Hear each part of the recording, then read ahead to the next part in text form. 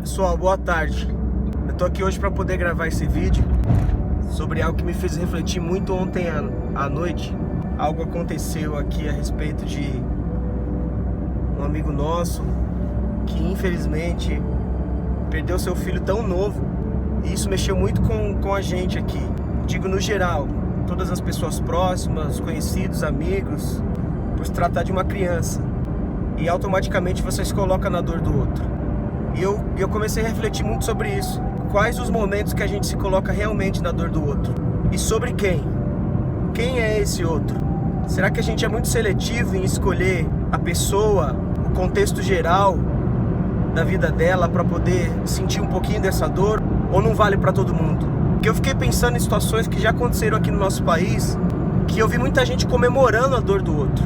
E cara, isso não entra na minha cabeça. Que tipo de amor é esse? Que a gente comemora o fracasso do outro, que a gente comemora a dor do outro. Eu me lembro muito recentemente que aconteceu a morte da deputada Marielle Franco e muita gente comemorou isso. Eu me lembro a tentativa de assassinato ao então candidato à presidência Jair Bolsonaro e muita gente comemorou isso.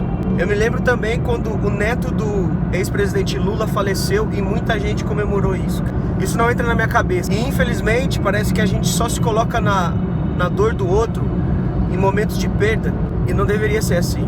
A gente tem falado tanto sobre empatia.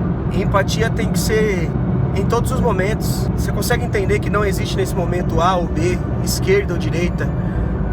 Você consegue entender que não existe rivalidade. Você se recorda, em menos de 3 anos, acredito que todos nós brasileiros fomos chocados com uma notícia do avião do time da Chapecoense que caiu, matando vários jogadores, jornalistas. E cara, todo mundo se uniu em favor daquelas pessoas, daqueles homens que morreram, entendendo que todos eles tinham famílias. Então naquele momento a gente se uniu por algo. Eu me lembro que todos os times de futebol do país e do mundo colocaram o escudo da Chapecoense nos seus perfis das redes sociais. Não existia verde, branco, preto, branco, vermelho, preto. Não existia cores de time, não existia rivalidade. Era todo mundo unido ali pela dor. Eu me lembro de um fato muito marcante que aconteceu quando uma mãe de um dos jogadores que morreu, acho que foi o goleiro Danilo que morreu, ela se compadeceu no momento de luto que ela estava passando, tão recente ali, ela estava perdendo um filho, e mesmo assim, ela estava sendo entrevistada por um repórter, e ela parou aquele momento e falou assim: agora como é que você está se sentindo em perder tantos amigos assim?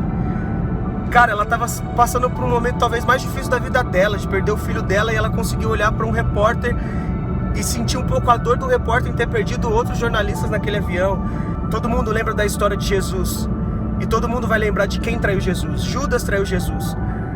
Mas será que todo mundo para pensar que naquele momento Judas também tinha uma família? E será que alguém, pelo menos, mesmo sabendo que ele era o maior traidor, o cara que errou feio com seu amigo Jesus, será que alguém parou para pensar que Judas tinha uma mãe, tinha um irmão?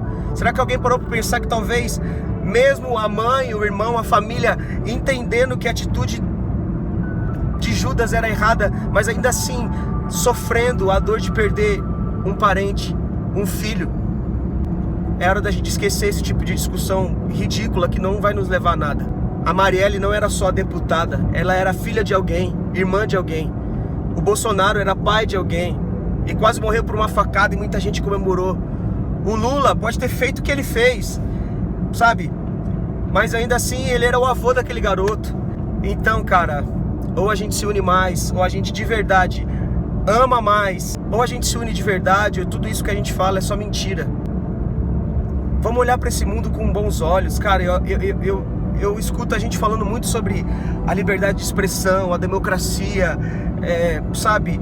Um tempo tão polarizado de essa pessoa me representa, esse partido me representa, mas isso tudo é nada, cara. Porque são em momentos como esse, quando a gente vê um pai e uma mãe perdendo um filho tão pequeno, que a gente vê que todo e qualquer tipo de discussão relacionada a isso não é nada, é esterco, é nada.